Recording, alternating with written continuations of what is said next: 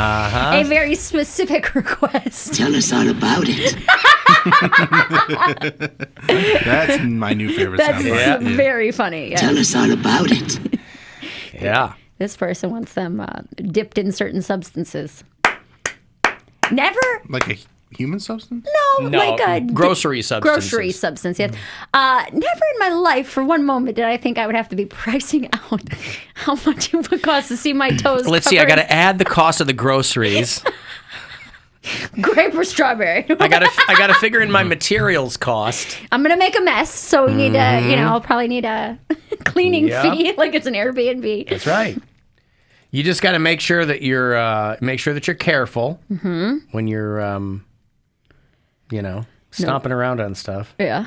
Remember this lady?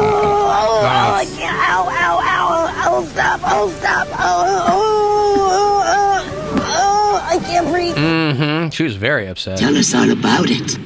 It is so creepy. Yeah. Boy, I was reading a piece of public relations this morning that just made my heart finna burst. Talking about influencers and how the most trusted public figures are radio personalities. Aww. Radio personalities, the original influencers, was the name of this article. People who miss radio and podcasts say it makes them sad when they miss a show. Well, I'm glad our customers feel the opposite way. They couldn't care less. And I'll tell you what, I there's caught the show today, and I'm so sad. There's nothing here to trust. But hey, listen, that's good news, right? Good news. They did a study in which listeners were asked to give up radio for 3 days, and they reported feeling lonely, disconnected, more overwhelmed, doing simple tasks. One listener said, "It felt like I was being excluded from a conversation." Fortunately, that's our bread and butter around here, excluding you from our conversations. Never forget, listener, Mary hates you. She loves your foot money. That is true. Uh-huh. Tell us all about it. That's right. Also, J-Ram has agreed to what they're calling an historic contract with your Cleveland Guardians through the 2028 season. Oh, nice. Third baseman Jose Ramirez to a 7-year contract. I assume they mean historic in the length of time. This doesn't say how much they're paying him. Well, it was reported last week that he was getting a 5-year extension. Mm-hmm. He's got 2 years left on his current contract, so overall it was like 125 or 130 million extension. So I think overall it's going to be like 150 for the next 7 years. This says he makes 12 a year now. He'll be guaranteed $141 million over 7 seasons. That sounds pretty good. Yep. It's about $115 million. We're still getting him for a discount because on the open market he could probably get 200 million, 250 million easy. How about that? Yeah, right? And so good for him for sticking around here and he's already hit. And they love him here. Yeah, he's hit 3 home runs already this season. Yep. A grand slam. I think he's got 2 triple. He's killing it already this season. Sure. He's awesome. So I'm glad we got him locked up. Oh, good deal. Historic contract. Mm-hmm. Making history down there. Speaking of trust, they ask people, what is your most trusted news channel? Fox. No. A nationwide survey of who people trust the most when it comes to news. Your most trusted news source is Twitter. the Weather Channel. There you go. Nobody's making the weather political anymore. Yeah, the Weather Channel. They're like, I turn it on. I know they're telling me what's going on. The only spin are the tornadoes and hurricanes. Well, I was going to say, do they cover news stories or just weather related? No, I think stories? I think they just kind of mean news, if you'll pardon the pun, with like the biggest umbrella possible of that term. The Weather Channel is found to be the most trustworthy, followed by PBS, the BBC, and the Wall Street Journal. Those are your big ones. So when it comes to... So if you're somebody over there on the Weather Channel, and I can't explain it, there's something hypnotic about the Weather Channel. If you turn it on, and they've really upped their game with like the graphics and stuff. They're standing in the... There's like crap falling down around them. Yeah, they used to just have very basic graphics and like porno music. Yeah. And if Jim Cantori is in your town, pack the car and get the hell out. Because they send this dude out when something bad's coming. But most people say, I trust the Weather Channel more than anyone else. I was reading a big article with the Birds Aren't Real kid. And he's like, because again, there is nothing too ridiculous to appeal to QAnon nuts. Used to be conspiracy theory people were kind of like doing their thing, and it was, they've been completely, your garden variety conspiracy theorists have been completely overtaken by like all the QAnon nuts. And because there is nothing too ridiculous to believe or pretend you believe, because there's no real effort. Back in the day, you really had to make an effort to get a conspiracy theory going. Now it's so friggin' easy to just disseminate a bunch of nonsense. There's no real effort involved. And the Birds Aren't Real kid is like, yeah, I meant this as a goof like a while ago, but it's really turned into a thing where if you tell people you're kidding, they'll call you a libtard and tell you that you're part of the elites and, People are well-adjusted. He just held up a sign. Yeah. It said birds aren't real. And it was funny and it was just, kind of goofy. And this wasn't that long ago. Kid's 23. This was like 4 or 5 years ago. Yeah. We were in on it pretty early. Yes. And but he said, boy, it's just there's nothing you can't convince people is a thing. And again, I still don't believe that people believe these things, but it's just so easy to disseminate information now. It doesn't really matter. Who cares if people believe it? But he said that, if you try to tell people that it's a goof, he's part of the deep state, the guy who kind of came up with it. He's like, so it really, anything that you throw into this pit, there will be people who just go after it. And then he dropped out of college, moved to Memphis, doing some other things. But he's like, we made up a whole bunch of stuff. We made up fake CIA documents, and we made funny videos, and we took out billboard advertisements because we were just having fun and selling some merch, making a little bit of money. And he's like, but if you put something out there that's entirely absurd, he's like, conspiracy theorists and QAnon nuts, he's like, they walk up to me like I'm their brother, like they're part of my team.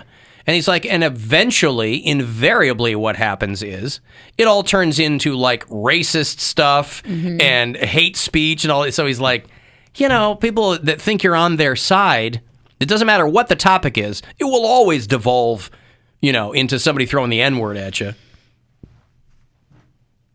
Yeah, humans are pretty garbage.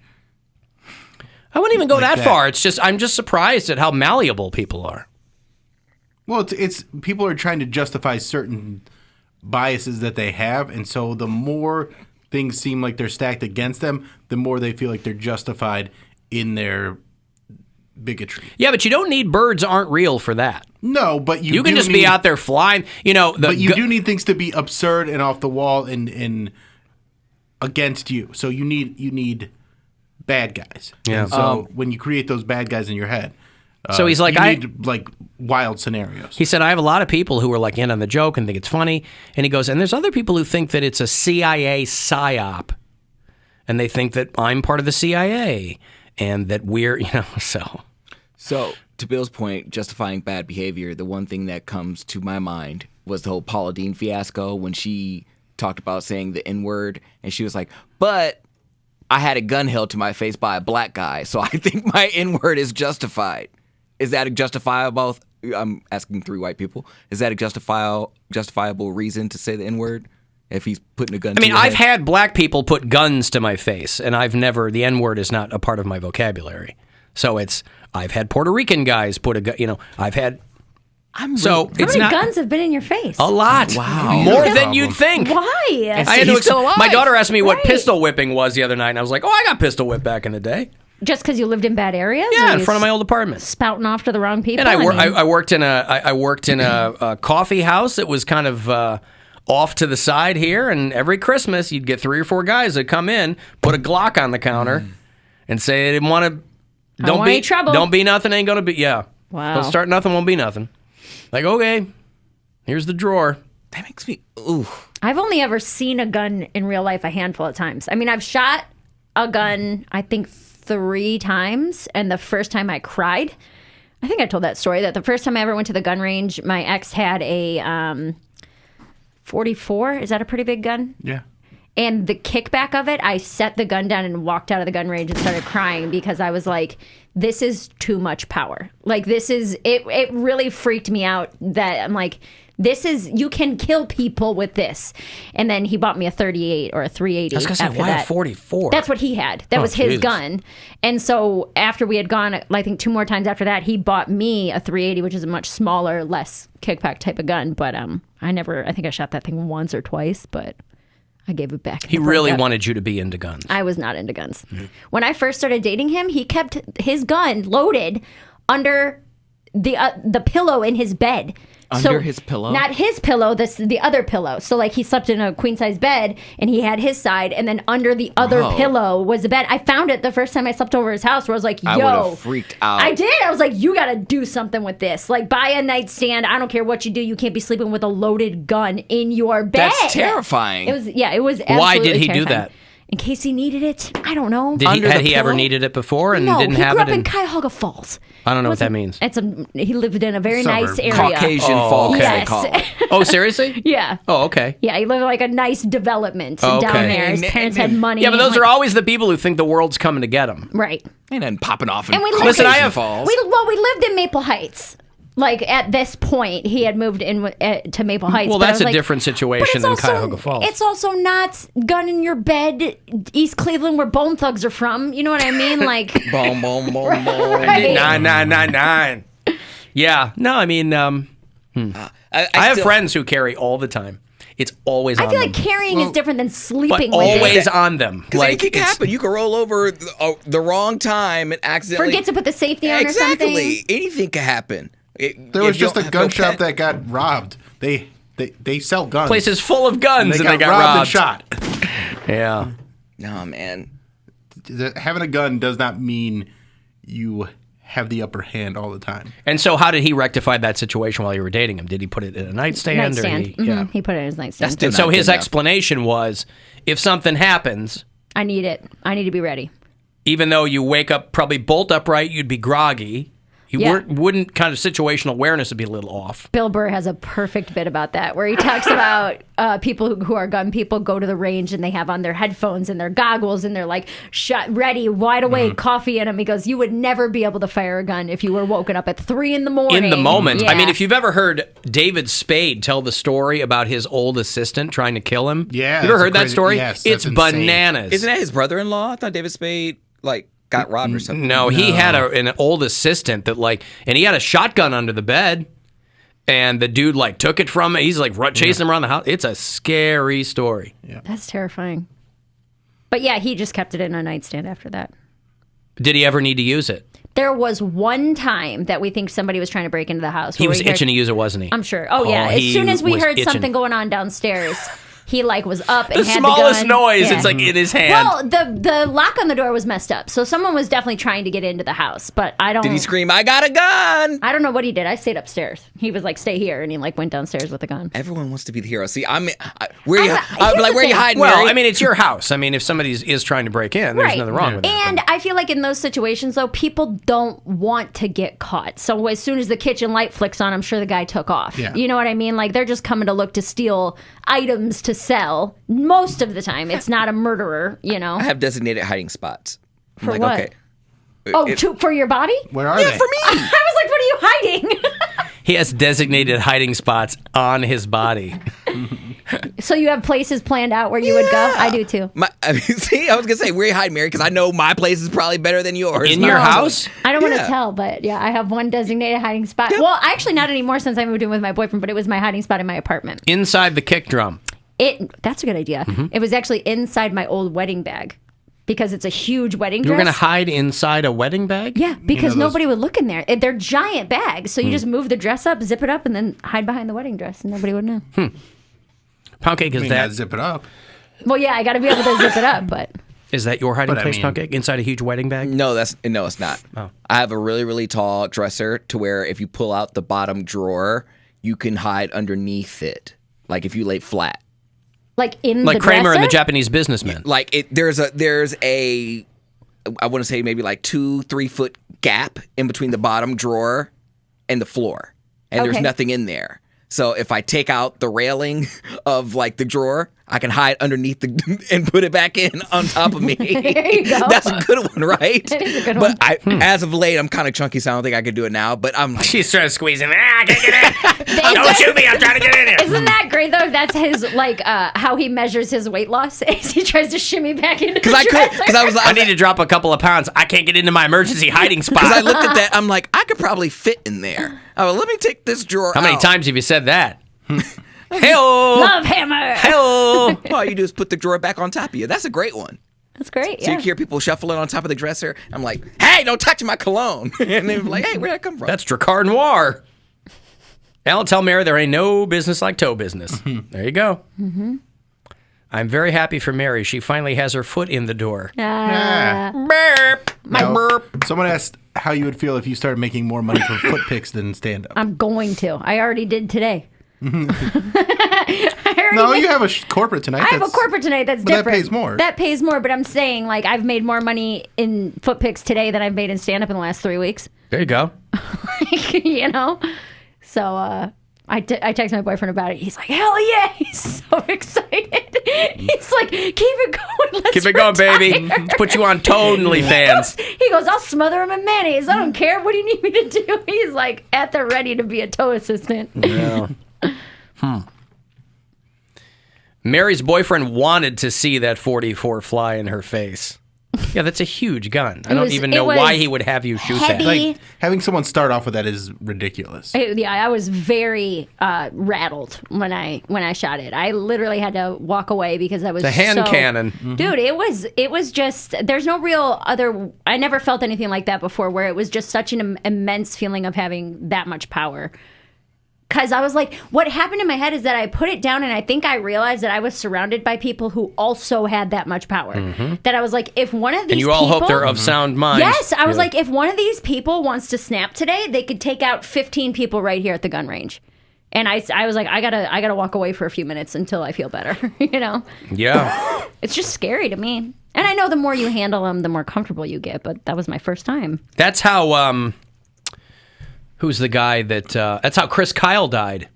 Remember Chris Kyle? They made a movie about him called Yeah. American Sniper with Bradley Cooper. Chris Kyle died after a guy he was trying to help out on the range, get him used to guns or whatever. Guy turned and killed him, shot him on the range. This guy did he's a sniper. He was like a He was a Navy secret SEAL. ops, It was yeah. a big deal. Yeah. And he just in a place where everyone's expected to act normal, you know, hey, we're all here with mutual respect and understanding of what firearms are. That's It's just crazy. Literally living by the sword, dying by the sword. Mm-hmm. Wow. Okay, let me take a break here. I'll have Bad Flower tickets for you. Want to see these guys? They're doing the House of Blues, end of the month. So a couple of tickets there. 35192 if you want to text, and we'll be back. This is